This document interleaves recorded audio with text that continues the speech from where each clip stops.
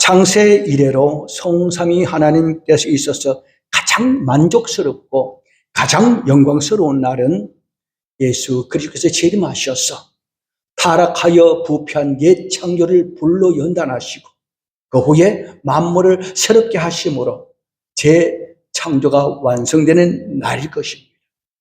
이때 하나님은 진정한 안식을 누리게 됩니다.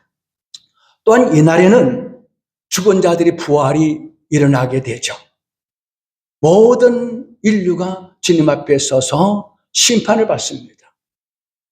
악인은 영원한 지옥불에 던짐을 받게 되고 믿음으로 살았던 의인들에게는 하나님께서 예비하신 새 하늘과 새 땅에서 영원히 사는 우리의 구원이 완전히 회복되는 날이기도 합니다. 그러니까 예수님의 재림은 기독교 신앙의 하이라이트, 클라이맥스다 라고 말할 수가 있습니다.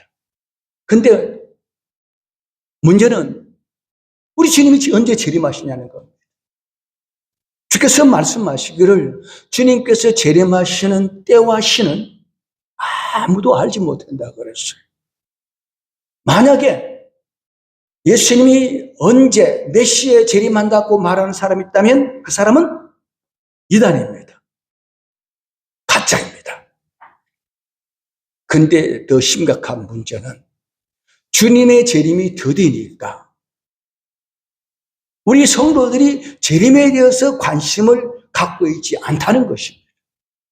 재림을 위해서 전혀 준비를 하고 있지 않다는 게 이게 문제입니다.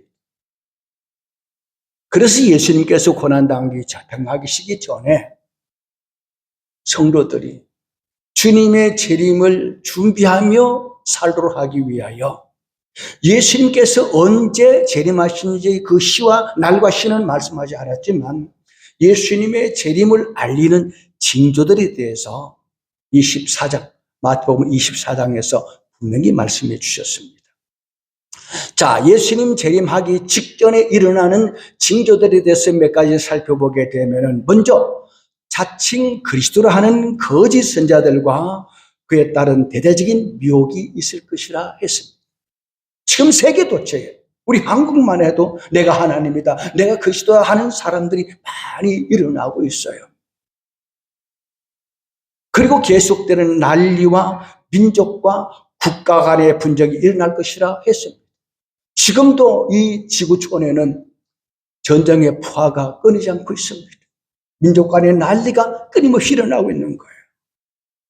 그런가 하면은 곳곳에 기근과 지진이 발생할 것이다. 지금 그렇지 않습니까? 아프리카에 사는 사람들은 기근에 시달리고 있습니다. 처처에 지진이 일어나고 있습니다. 지진으로 인한 많은 인명피해가 있습니다. 뿐만 아니라 그리스도에 대한 대대적인 박해가 일어날 것이에요. 교회 안에서도 시험에 빠져서 서로 고발하고 증오하는 그런 일들이 있을 것이다 라고 했고, 특히 거짓 선자들의 책동으로 미혹되는 자가 많을 것이며 또 불법이 성함으로 사랑이 식어진다. 그러면서 끝까지 견디는 자는 구원을 얻을 것이다 라고 말씀하시면서 더불어 천국 복음이 모든 민족을 위해 온 세상에 전파될 것인데 그때야 비로소 최종적인 종말이 온다. 그러면서 마태복음 24장 마지막 절에 그러므로 너희는 깨어 있으라 그렇게 말씀하셨어요.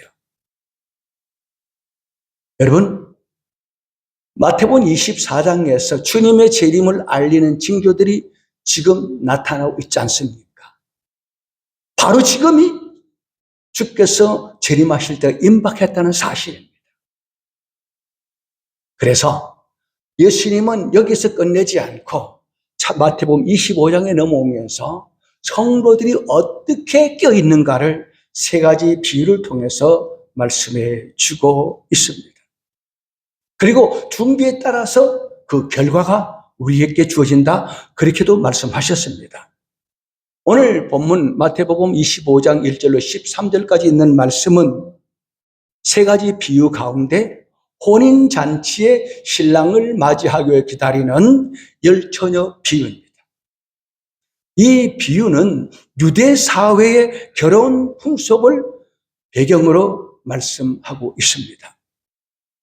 유대인의 결혼식은 한밤중에 치루어집니다. 근데 신랑 댁이 멀리 있으면은 시간이 많이 걸리잖아요. 그래서 언제 올지 잘 모르는 거예요. 근데 신부의 덜러리들이 등불을 밝혀서 신랑이 오면은 불을 환히 밝혀서 신랑을 맞이합니다. 그렇기 때문에 이 덜러리들은 한밤중에 신랑이 언제 올지 모르니까 깨어서 등불을 환히 밝히고 기다려야 되는 것이 유대 사회의 혼인 풍습입니다. 여기서 미련한 다섯 처녀들은 등은 준비했지만 기름을 준비하지 못했습니다. 이것은 무엇을 가리키는가 하면은 교회 안에 경건의 모양은 있으나 외모는 신앙적인 모습을 갖추고 있는 것 같지만 그 안에 생명이 없는, 경건의 능력이 없는 짝퉁 신자를 가리킵니다. 그 모습은 똑같아요. 참 신자나 가짜 신자나 모르는 거예요. 왜? 똑같이 주일날 나와서 예배 드리죠. 헌금하죠. 봉사하죠. 또 기도에도 모이죠. 교회 여러 가지 모임에 참석을 하죠. 그러니까 가짜나 신자랑 똑같아요. 식별이 어려워요. 이 열 처녀도 버림받은 미련한 다섯 처녀나 예식에 참여한 지혜로운 슬기로운 다섯 처녀 그 모양은 똑같습니다. 그런데 주님이 왔을 때에 진짜와 가짜가 드러난다 하는 그런 말이에요. 그래서 이 비유를 통해서 우리 주님께서 우리에게 주신 교훈이 뭐냐 하면은 깨어있어라, 준비하라 하는 그런 말씀입니다. 자, 그러면 이제 오늘 첫 번째로 앞으로 세 가지 비유를 살펴보겠는데 첫 번째로 이 혼인 예식, 이 열처녀의 비유를 통해서 우리는 어떻게 준비할 것인가 함께 살펴보면서 주님 맞을 준비를 하는 그런 복된 시간이 되기를 바라면서 함께 말씀을 묵상하겠습니다. 첫째는 올바르게 준비된 자만 주님을 맞을 수 있다 하는 그런 말입니다. 먼저 2절과 4절 말씀을 보면은 신랑을 맞기 위해서 준비하고 있는 열 처녀에 대한 말씀이 기록되어 있습니다. 그 가운데 다섯 처녀는 슬기로운 처녀라 하고 다섯 처녀는 미련한 처녀라 그렇게 말씀하셨습니다. 그 차이가 뭡니까? 미련한 다섯 처녀는 등은 가졌는데 기름이 없어요. 등불을 밝힐 기름이 없단 말이죠. 근데 슬기로운 다섯 처녀는 등만 있는 것이 아니고 기름이 준비되었더라 그렇게 말씀해 주고 있습니다. 그 신랑이 왔을 때 슬기로운 다섯 처녀는 기름을 있기 때문에 등불을 환히 밝히잖아요. 신랑을 맞이하게 되잖아요. 다섯 처녀는 기름이 없어 불이 막 꺼져가는 거예요. 큰일 나는 거예요. 이 비유를 통해서 우리의 주신 교훈이 무엇이겠습니까? 마지막 때를 살아가는 성도들은 항상 매사에 주님이 오실 거라는 소망을 가지고 하루하루 준비된 마음으로 성실하게 살아라. 영적으로 껴있어라 하는 그런 말이에요. 자, 본문 5절 말씀을 보면은 신랑이 드디어 왔기 때문에 열 처녀가 다 졸았습니다. 그렇잖아요? 기름이 있는 자나 기름이 없는 자나 다 졸았어요. 여기까지 똑같아요. 예수님이 교회 안에 앓고 가라지가 있는데 추수 때까지는 모른다 그랬어요. 추수 때가 떼면 앓고 가라지가 분리되게 되고 가라지는 불에 태우려고 그랬습니다. 자, 한밤중에 열천에 다 졸고 있었어요. 갑자기 신랑이 왔다 맞으라 하는 소리가 들려왔습니다. 잠에서 깨어났죠. 슬기로운 다섯처는 등불을 밝히고 신랑을 맞이합니다. 혼인잔치 들어갔어요. 기름을 준비하지 못한 미련한 다섯처녀는 등불이 꺼져버렸어요. 신랑을 맞이하지 못했어요. 수치를 당했어요. 버림을 당했어요. 오늘날 교회 안에도 진실한 성도와 거짓 짝퉁 신자들이 있다 하는 그런 말입니다. 그 모양은 똑같은데 누가 진짜인지 누가 가짜인지 누가 알곡인지 누가 가라지인지 누가 염소인지 누가 양인지는 식별하지 못한다는 겁니다. 그러나 주님이 왔을 때 드러나게 되는 거예요. 그래서 주님께서 이 열처녀의 비유를 통해서 우리의 주는 중요한 교훈은 먼저 교회 안에 아직도 교회에 나오면서 예배를 드리면서 예수를 영접하지 않은 가짜 신자들에게는 지금이 구원받을 때다, 지금이 회개할 때다, 준비하라 하는 경고의 말씀을 보내고 참 그리스도인에게는 여있어라, 내가 곧 온다, 그렇게 말씀하고 있습니다. 두 번째는 구원은 오직 개개인의 준비에 의해서 결정이 된다 하는 것입니다. 8절과 9절을 보면은 우리의 구원에 대한 심오한 진리가 함축되어 있습니다. 먼저 8절을 보면 신랑이 온다는 소리에 피곤해서 졸고 열처녀가 다 잠에서 깨어났어요. 그 등을 준비한 열처녀 가운데 미처 걸음을 준비하지 못한 다섯 처녀가 등불이 꺼져가는 것을 보고 기름을 준비한 나머지 다섯 처녀에게 우리 기름을 좀 다오, 빌려다오, 불이 꺼진다 그랬습니다. 하지만 9절을 보면은 기름을 준비하여 등불을 환히 밝힌 나머지 슬기로운 다섯 처녀는 너무나 분명하고 확고합니다. 한마디로 기름을 나눠줄 수 없다. 기름을 나눌 수 없다. 가서 살아. 참 냉정한 대답입니다. 같은 형제끼리 좀 빌려줄 수가 있는데 안 빌려주는 거예요. 이 모습은 이웃에게 자비를 베풀라고 주라면 주라고 가르친 주님의 교훈과 완전히 상반된 모습입니다. 그럼에도 불구하고 슬기로운 다섯 처녀는 안 된다는 거예요. 거절하는 거예요. 그렇다면은 우리의 관점으로 보면 예수님께 야, 왜 사랑이 없느냐 베풀어라 그러지 않고 슬기로운 다섯 처녀를 참 잘했다고 칭찬하잖아요.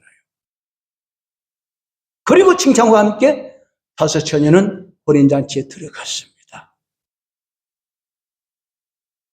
자, 이 말씀을 우리가 어떻게 해석해야 되겠습니까?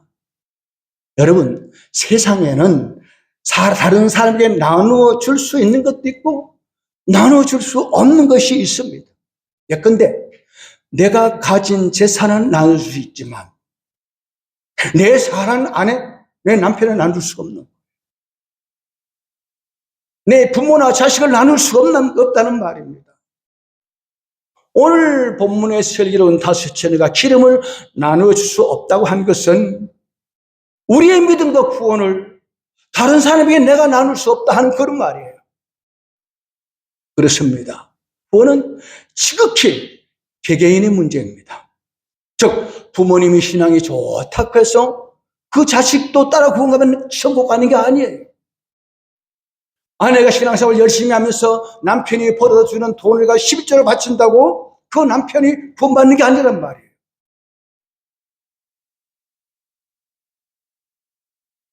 천주교에서는 믿지 않고 죽은 부모들도 자식이 아버지의 이름으로 헌금을 하면은 여러 개 있던 부모가 천국으로 옮겨간다는 이 사기 같은 교리를 가르치는데 절대 그렇지 않습니다. 만일 아이고, 우리 아내가 열심히 교회 다니니까 뭐 나 들어가겠지. 내 번 돈 가운데 11조도 하셨는데 아닙니다. 구원은 하나님과 나와의 관계입니다. 내가 예수를 믿어야 됩니다. 내가 회개해야 됩니다. 조금 전에 말씀드렸던 것처럼 참 신자나 짝퉁 신자나 겉모양은 똑같단 말이에요. 기름은 뭐냐? 성령과 같이 신앙생활의 내면적 거룩함을 가진 생명을 말합니다. 그러므로 기름과 등을 준비했다는 것은 외적인 열심뿐만 아니라 내적인 생명을 가져야 된다 하는 그런 말입니다. 로마서 2장 28절 29절에 사도 바울은 이렇게 말합니다. 표면적 유대인이 유대인이 아니요 표면적 육신의 할례가 아니라 오직 이면적 유대인이 유대인이며 할례는 마음에 할지니 영내에 있고 율법 조문에 있지 아니한 것이라. 유대인들은 나면서부터 하나님의 약속의 자녀로 태어났고 8일 만에 할례도 받고 율법을 따라 순같이 믿음 생활을 했다고 해서 그게 참 신자가 아니란 말이에요. 외적인 모습을 가지고 나는 하나님의 택한 백성이다 하지 말라는 거예요. 진정한 그리스도인들은 내면에 마음의 할례를 받는단 말이에요. 심령이 거듭나야 된다는 말이에요. 그러므로 예배와 봉사, 전도하고 열심히 헌금도 하고 그런 외적인 생활도 중요하지만 이런 외적 활동을 지속적으로 유지시킬 수 있는 생명을 가지고 있는 성령의 역사가 있어야 된다 하는 그런 말입니다. 마지막으로 13절에 주님은 열 전에 비해 최종 결론의 말씀으로 그런즉 깨어 있으라 말씀하십니다. 이 깨어 있으라는 말씀은 주님께서 종말에 관한 교훈이 있을 때마다 거듭해서 강조하는 말씀입니다. 그렇습니다. 마지막 때를 살아가는 성도는 다 영적으로 깨어 있어야 합니다. 그럼 영적으로 깨어 있다는 것은 무엇을 말합니까? 많은 사람의 생각은 단순히 교회 열심히 다니고 예배 잘 참석하고 거기 깨어 있는 것이 전부가 아니란 말이죠. 아니면은 나는 잠도 안 자고 열심히 기도하는 사람이다. 이게 껴있는 삶의 전부가 아니란 말입니다. 여러분, 기도에 관해서는 바리새인들과 서기관들을 따라갈 수 없습니다. 바리새인들과 서기관들은 일에 두 번씩 금식기도 합니다. 그들은 긴 옷을 입고 거리를 다니면서 딱 시간이 되면은 시장 옥에 서서 사람들이 보라고 막 기도합니다. 그런 서기관들의 기도는 우리 따라갈 수가 없습니다. 그렇다면은 이렇게 열심히 기도하는 서기관들과 바리새인들이 껴있는 것입니까? 아니잖아요. 그들은 버림받았잖아요. 본문에서도 열처는 다 똑같은 모습으로 신랑을 기다리고 있었는데 왔을 때 가짜와 진짜가 분리되었습니다. 외견상으로 똑같았는데 무엇이 문제인가? 그들은 외적인 모습은 껴있는 것 같은데 실상은 껴있지 못했다는 거예요. 그러니까 신랑이 와서도 맞이하지 못했죠. 이와 같이 주님께서 오실 날이 이런 줄 알고 열심히 교회 나오고 봉사도 하고 활동을 한다고 여러분 영적으로 껴있는 것이 아니에요. 착각하지 말아야 됩니다.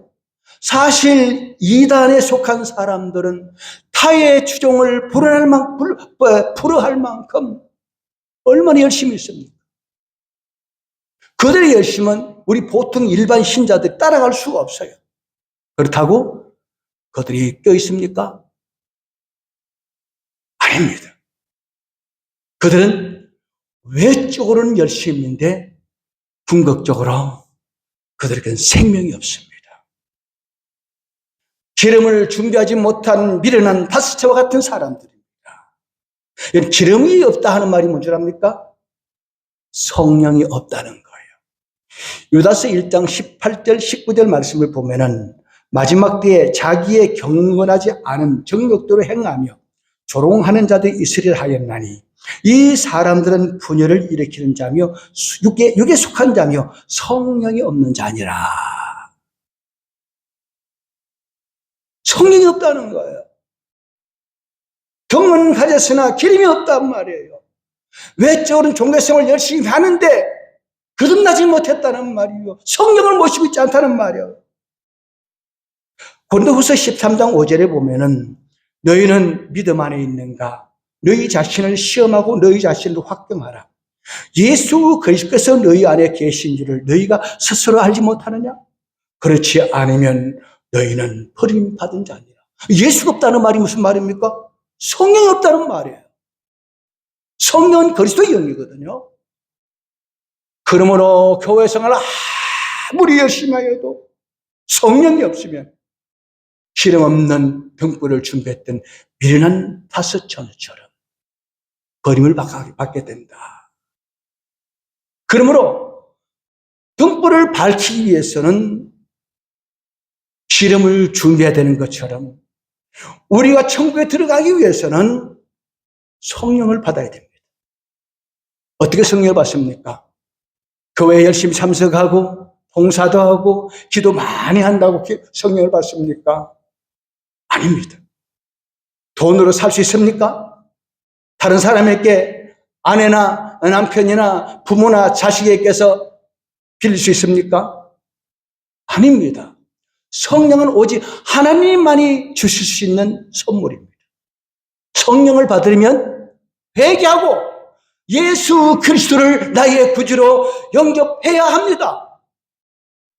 사도행전 2장에 보면 이스라엘 백성들이 십자가에 못 박은 예수가 바로 하나님의 아들이고 그분이 그리스도라는 그들의 설교를 씁니다. 너희가 십자가에 못 박은 예수가 그리스도다. 이 설교를 들은 군중들이 마음이 찢었습니다. 큰일 났습니다. 형제들아, 우리가 어찌할꼬? 이때 베드로가 말합니다. 너희가 회개하여 각각 예수 그리스도의 이름으로 세례를 받고 죄 사함을 받으라. 그리하면 성령의 선물을 얻으리니. 어떻게 하면 성령 받는다고요? 죄 사함을 받고 예수 영접하라. 그리하면 우리가 받은 성령을 너희도 받을 수 있다. 그랬습니다. 이 말씀을 듣고 그날 자신들이 예수 십자가에 못 박은 자를 회개하고 예수를 영접해서 성령 받은 사람이 3,000명이 되었더라 그랬습니다.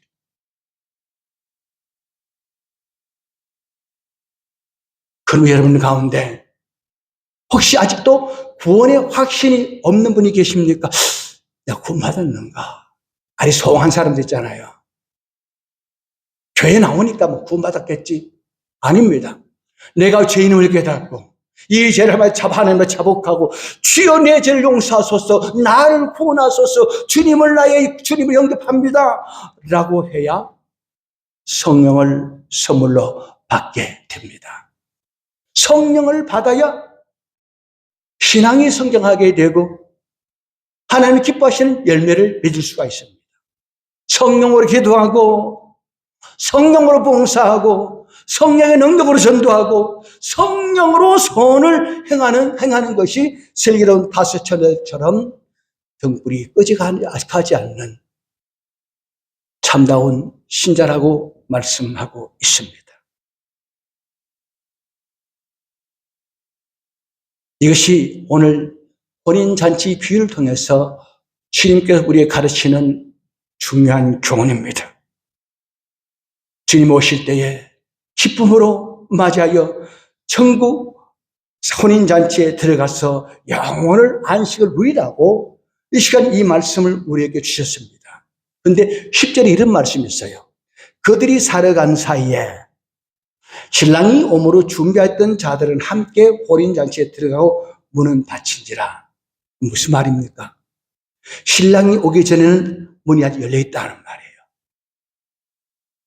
지금 주님이 재림하시지 않았기 때문에 주님이 재림하실 때까지는 구원의 문이 열려있단 말이에요.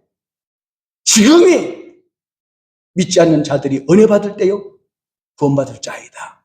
이 기회를 놓치지 말라. 지금 오늘 이 시간 회개하고 예수를 믿어라. 그리하면 내가 구원을 받으리라. 여러분 예수 믿습니까? 예수님이 내 마음의 구주를 모시고 살아갑니까? 주님이 곧 오실 것을 믿으십니까? 말씀을 마치겠습니다. 하나님은 우리가 한 사람도 나오지 없이 천국 혼인잔치에 참여하기를 원하십니다. 바로 이 일을 위해서 주님께 오늘 열처녀의 귀를 통해서 깨어 있으라 했습니다. 모든 성도들이 영적으로 올바로 깨어서 등과 기름을 함께 준비하여 등불을 밝힘으로 주님 오실 때 기쁨으로 주님을 영접할 수가 있습니다. 자, 그러기 위해서는 우리가 성령 충만을 받아야 돼요. 성령의 명령을 힘입지 않고는 우리가 이렇게 등불을 밝힐 수가 없단 말이에요. 그런데 성령 충만이라는 것은 무슨 말하는가? 내가 마치 기름이 모자라는 처녀에게 기름을 리필해 주는 것처럼 내가 성령은 있는데 내가 열심히 기도하지 못해서 성령이 자꾸 모자라가지고 리필하는 거, 양적인 충만을 말하지 않습니다. 에베소서 5장 18절에 성령 충만을 받으라 하는 이 말은 상태적인 충만으로서 성령의 인도하심을 따라 행하라 하는 그런 말이에요. 성령은 모자라는 것을 채워주는 물질적인 것이나 비인격적인 존재가 아닙니다. 그럼 성령은 인격을 가지신 삼위 하나님이십니다. 그러므로 성령 충만이란 항상 성령의 인도하심을 따라 살아야 되는데 성령의 인도하심을 따라 살기 위해서는 우리 안에 말씀이 충만해야 돼요. 성령은 말씀을 통해서 우리에게 갈 길을 인도하신다.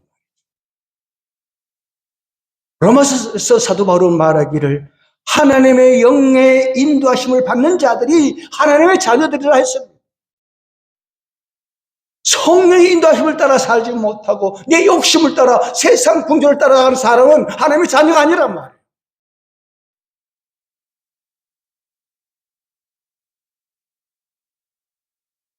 이렇게 성령의 인도하심을 따라 살면은 그러기 위해서는 내 안에 말씀이 충만해야 되고 말씀 안에서 기도해야 됩니다. 그러면은 성령의 열매를 맺게 될 것이고 선한 빛의 열매를 선한 행실의 빛을 밝혀서 주님 오실 때에 마치 등불을 들고 주님을 맞이하는 것처럼 기쁨으로 맞을 수가 있습니다. 그러므로 내일 아니 혹 오늘 밤에 주님이 오신다 할지라도 요동할 필요 없습니다. 동요할 필요 없습니다. 어제처럼 사는 거예요. 내 주어진 일에 최선을 다하는 겁니다. 그리고 항상 그리스도의 이름으로 선을 베풀고 한 생명에도 더 구원을 받게 하기 위하여 복음을 전하는 것, 이것이 껴있는 성도의 삶입니다. 우리 주님은 성의 왕으로 선사된 나팔과 함께 재림하십니다. 곧 오십니다. 그때 만국 백성들을 다 불러 모으고 심판하십니다. 기름과 등을 준비한 치설기로운 5 처녀와 등은가시나 기름을 준비하지 못한 미련한 5 처녀가 분리되는 것처럼 교환에 있는 참신자와 짝퉁신자는 분리됩니다. 참신자는 혼인잔치에 들어갑니다. 짝퉁신자는 버림받게 됩니다. 우리 모두 말씀과 기도로 성령의 인도하심을 따라 사람으로 열매가 풍성함으로 선한 행실의 빛이 밝힘으로 한 사람도 버림당하지 않고 다 주님을 맞이하고 천국 혼인잔치에 들어갈 수 있게 되기를 주님의 이름으로 축복합니다.